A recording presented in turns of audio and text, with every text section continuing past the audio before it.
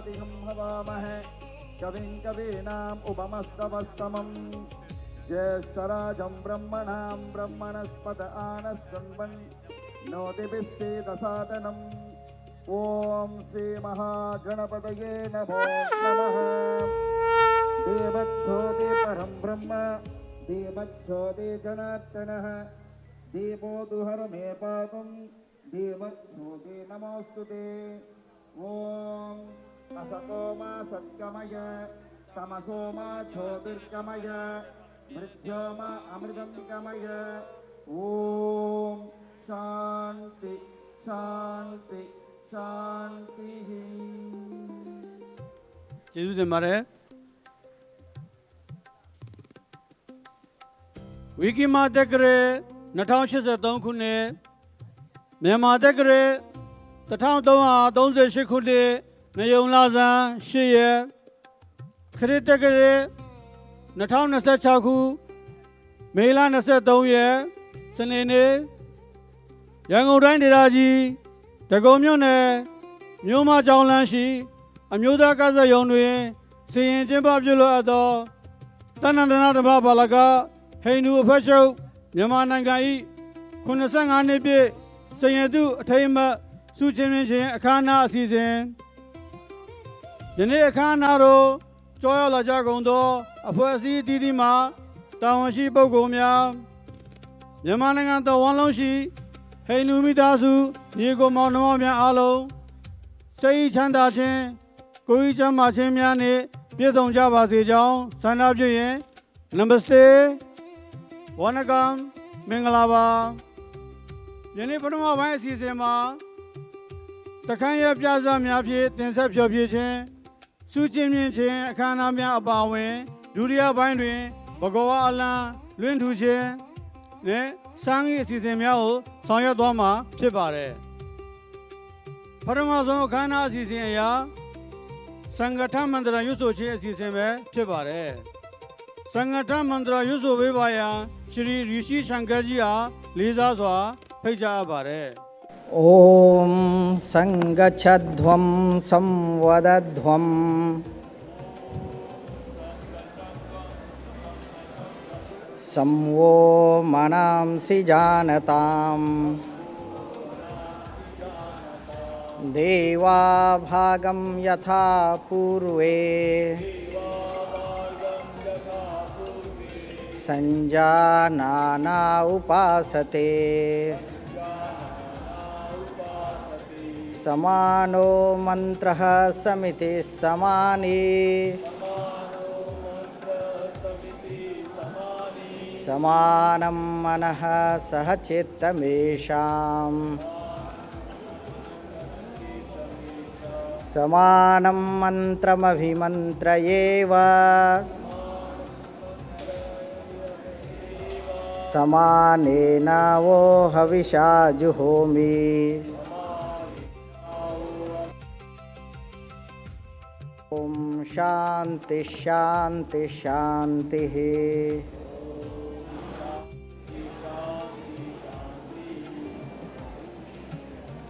ကျိုးစုံတို့ခွန်းဆက်စကားပြောကြပေးပါရန်တဏ္ဍနာဓမ္မဘာလကဟိန္ဒူအဖွဲ့ချုပ်ရုံးခတ်တဲ့တည်ဆောက်ရေးကော်မတီအတွင်းမှုဖြစ်သောရှရီရမ်ကီရှန်အနန္ဒာကြီးခေါ်ကိုအာကေကြီးအားလေးစားစွာဖိတ်ကြားအပ်ပါတယ် ရန်ကုန်မြို့အမျိုးသားဇာတ်ရုံတွင်ကျင်းပသောတဏ္ဍနာဓမ္မပါလကဟိန္ဒူအဖွဲ့ချုပ်85နှစ်ပြည့်စံရတုပွဲသို့ကြွားရောက်လာသောအထူးဧည့်သည်များဆိုရင်ကျွန်တော်ဒီမှာပြောချင်တာကျွန်တော်တို့အိန္ဒိယနိုင်ငံနဲ့စရီလေသာရတဲ့စရီဘီဘာဂယာကြီးकार्यकारिणी सदस्य श्रीमती अलकाताई ईमानदार सह कार्यवाहिका राष्ट्रीय संघ सेविका समिति मेहमानों saya Tanat Natma Palaka Uktaji संघ चालक बजरंग शर्मा जी कुनसेंगाने पी चंपा कमेटी अग्राजी आरएस मुक्कुनाथन जी ခေါ်ဥသောမို့အောင်နဲ့ဒီနေ့စီစီမှာဒီနေ့စီစီမှာရောက်လာတဲ့အစီအတီမှာကောင်းဆောင်များမြန်မာတနိုင်ငံလုံးမှာနှစ်ရက်တာအချိန်ပေးပြီးရောက်လာတော့ဆွန်ဆေဝက်ဆေဝိကများကာရကတများအဲ့ဒီများရန်ကုန်တိုင်းမြို့နယ်အသီးမှာဆေဝိကဆွန်ဆေဝက်ဆေဝိကများမိဘပြည်သူများညီအကိုမောင်နှမအားလုံးကိုလေးစားစွာနှုတ်ခွန်းဆက်သပါသည်ယနေ့အခါနာဝိရတခုတာမကသမိုင်းဝင်ကြောက်တိုင်တစ်ခုလို့တတ်မှတ်ရမယ်။ဘာဖြစ်လို့ဆိုတော့ပြီးခဲ့တဲ့25နှစ်ကခုနပြောသွားတာ25နှစ်တုန်းကကျွန်တော်တို့ဒီနေရာမှာပဲဒီမှာပဲချွေရတုအနည်း90ပြည့်မြောက်အစီအစဉ်ကိုကျွန်တော်တို့ဒီမှာကျင်းပခဲ့တယ်။အဲ့ဒီအစီအစဉ်မှာလည်းဒီလိုပဲပြိုင်ပွဲများ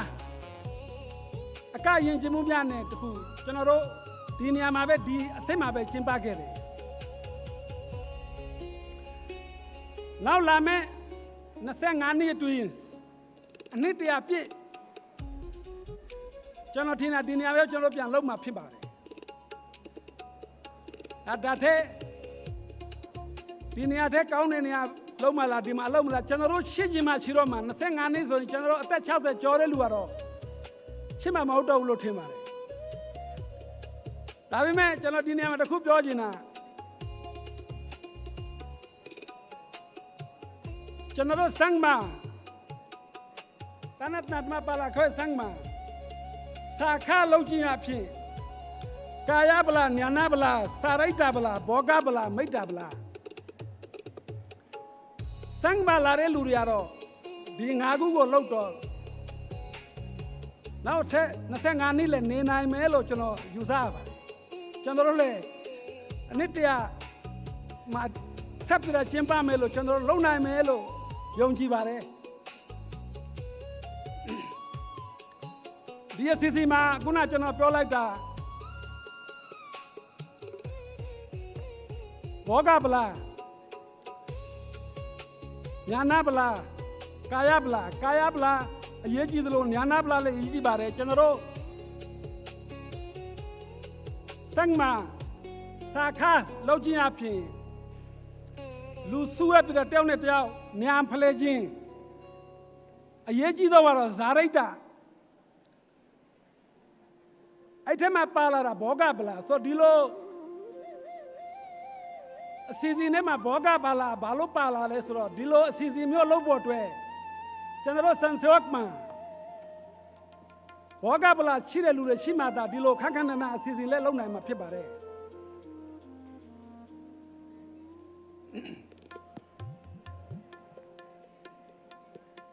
ကျွန်တော်တို့ကတော့သိတဲ့အတိုင်းပဲစံကမြန်မာနိုင်ငံမှာ85နှစ်အိန္ဒိယမှာဆိုရင်နှစ်တရာ1925ခုမှာအိန္ဒိယမှာစခဲ့တယ်ကျွန်တော်တို့နိုင်ငံမှာတော့1950 1925ပြည်ရသစမီကိုအိန္ဒိယမှာတော့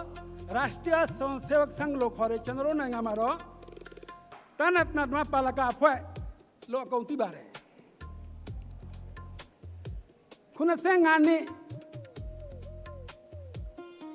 စေစုနှစ်ခုတိုင်က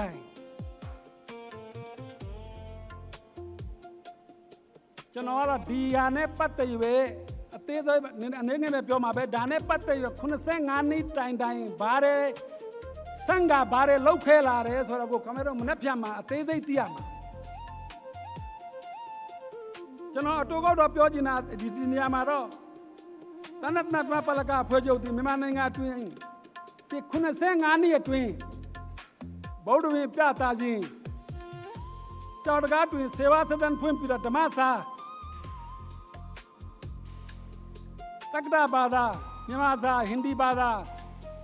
ခေတ်ပညာကွန်ပျူတာတွေဘာလို့သင်ပေးခြင်းတာလင်မျိုးမင်္ဂလာဓမ္မရိပ်သာတွင်ဆိုရင်မတတ်နိုင်တဲ့ဆင်းရဲတဲ့ကလေးတွေကိုမြန်မာကြောင်ထားပေးခြင်းပြင်းလွှဲဆိုရင်ယောဂသင်တန်းပေးခြင်းဒါတော့ကျွန်တော်အတိုးကြောင့်ပြောတာပါဒါနဲ့ပတ်သက်ရဘယ်နှပြန်ခင်ဗျားတို့အသေးစိတ်အကုန်သိရမှာပါ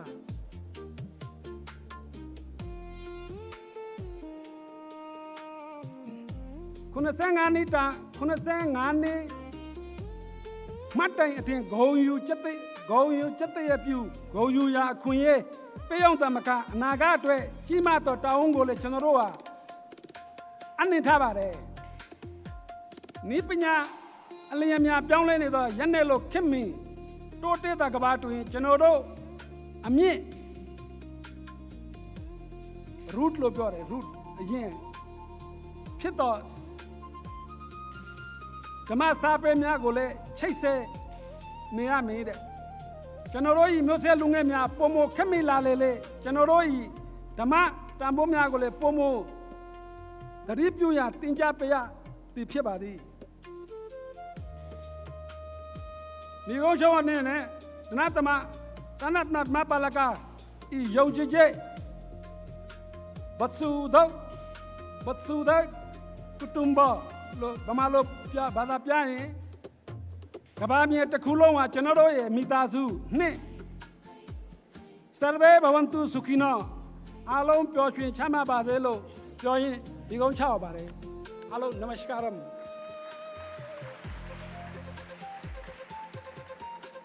အခမ်းအနားအစီအစဉ်3အရာတခန်းရဲ့ပြဆက်စီမင်းစည်းကမ်းများအားရှင်းလင်းတင်ပြခြင်းအစီအစဉ်ပဲဖြစ်ပါတယ်တို့ပါ၍တခန်းရဲ့ပြဆက်စီမင်းစည်းကမ်းများကိုရှင်းလင်းတင်ပြပေးပါရန်မြန်မာနိုင်ငံလုံးဆိုင်ရာဟိန္ဒူအမျိုးသမီးစေဗီကသံမတီအတွင်းရေးမှူးစရင်ပတိဒေါ်လီရှားကြီးအားလေးစားစွာဖိတ်ကြားအပ်ပါတယ်တဏ္ဍန္ဒနာဓမ္မပါလကဟိန္ဒူအဖွဲ့ချုပ်85နှစ်ပြည့်စိန်ရတုတပင်အထိန်အမတ်တခန်းရပြဇတ်ပြိုင်ပွဲဆိုင်ရာစီမင်းစည်းကမ်းနှင့်အမတ်ပေးမိစီမင်းစည်းကမ်းများခေါင်းစဉ်တစ်ခုကိုသာတင်ဆက်ဖျော်ဖြေရမည်တဖွဲ့လျင်အနည်းဆုံး9ဦးမှအများဆုံး15ဦးအတွင်းပါရှိနိုင်မည်ဖြစ်သည်ပြဇာတ်တစ်ခုအား10မိနစ်မှ15မိနစ်အတွင်းသာပြသရှင်ပြိုင်ရမည်ဖြစ်သည်ပြဇာတ်တွင်လိုအပ်သည့်အဝတ်အစားနှင့်ပြဇာတ်အတွက်လိုအပ်သည့်အထောက်အကူပစ္စည်းများမိမိအဖွဲ့မှစီစဉ်ရမည်ဖြစ်ပါသည်ပြိုင်ပွဲတွင်ဘာသာစကားများအနေဖြင့်မြန်မာဟင်ဒီတမီးတလဂူနေပါလီဘာသာစကားတစ်ခုခုဖြင့်ရှင်ပြိုင်နိုင်ပါသည်ယဉ်ကျေးသိမ့်မွေသောစကားရပ်များကိုသာအသုံးလုံးရပါမည်ဂီတနှင့်အတန်အသုံးပြု၍နောက်ခံဂီတအတန်အကျိုးသက်ရောက်မှုများကိုတင့်တော်သလိုထည့်သွင်းအသုံးပြုနိုင်ပါသည်ပရိသတ်တို့ပေးလိုက်သောသတင်းစကား message သင်ခန်းစာကိုရှင်းလင်းစွာတင်ဆက်ပြသရမည်ဒိုင်လူကြီးများ၏ဆုံးဖြတ်ချက်သည်ဒိုင်လူကြီးများ၏ဆုံးဖြတ်ချက်သည်သာအတည်ဖြစ်သည်ဒိုင်လူကြီးများ၏ဆုံးဖြတ်ချက်သည်သာအတည်ဖြစ်သည်အမတ်ပေးစီမြင့်တရုတ်ဆောင်ကောင်းမွန်မှု35မှတ်ဇညွန်းနှင့်အကြောင်းအရာစီလျှော်မှု30မှတ်ပြဇာတ်အတွက်ပြင်ဆင်မှု15မှတ်ပရိသတ်ဆွဲဆောင်မှု10မှတ်အကဲဖြတ်ဒိုင်လူကြီးသုံးသက်ချက်10မှတ်အမတ်ပေါင်းအားလုံးစုပေါင်း100ဖြစ်ပါတယ်ကြီးနမစတေကြီးဒီတခန်းရဲ့ပြဆက်တွေကိုအကဲဖြတ်ပေးမယ်ဒိုင်လူကြီးပုံကူများကိုမိတ်ဆက်ပေးမှာဖြစ်ပါတယ်နမစတေပါ ဒိုင်လူကြီးများမိတ်ဆက်ပေးဖို့အတွက်ဥစွာဒိုင်နံပါတ်1ဖြစ်ဆောင်ရွက်ပေးမဲ့ပုဂ္ဂိုလ်ဟာရှရီ KS မူရတီကြီးရန်ကုန်ကဖြစ်ပါတယ်ရှရီ KS မူရတီကြီးဟာဆိုရင်တနင်္သာဓမ္မပါလကအဖွဲ့ရဲ့ဆွေယမ်စေဝကတဦးဖြစ်ပါတယ်အဲ့ဒီပြင်ဟိန္ဒူဓမ္မတင်ကြားပို့ချရေးဗဟိုကော်မတီရဲ့ဒုတိယဥက္ကဋ္ဌတဦးဖြစ်ပြီးအန္တရာစာပေပညာရှင်တဦးလည်းဖြစ်ပါတယ်ဒိုင်နံပါတ်2ကိုဆက်လက်မိတ်ဆက်ပေးပါမယ်ရှရီလက်ချမန်နီယိုပါနေဂျီရန်ကုန်ကဖြစ်ပါတယ်သူဟာဆိုရင်နေပါလီစာပေပညာရှင်စာပေပညာရဲ့ဆိုင်ရာဂုဏ်ပြုစုများစွာနေပါလ်နိုင်ငံမှတဆင့်ဂုဏ်ပြုစုများနှင့်ဘာရတနိုင်ငံမှအဗ်ဒุลကလမ်စာပေပညာရဲ့ဆိုင်ရာဂုဏ်ထူးဆောင်ဆုတစ်စိတ်ရရှိထားသူဖြစ်သည်အဲ့ဒီပြင်စာရေးဆရာကြပြဆရာတဦးလည်းဖြစ်ပါတယ်နေပါလီစာသင်ကျောင်းများတီထောင်ဖွင့်လှစ်ခြင်းကော်မတီရဲ့ဥက္ကဋ္ဌတဦးလည်းဖြစ်ပြီးတော့အထူးသဖြင့်ဆရာဖြစ်ရေးသားထားသောကြပြနပုတ်နေပါလ်ရဲ့မဟာသိပ္ပံပြဋ္ဌာန်းစာအုပ်မှာထည့်သွင်းထားခြင်းကြောင့်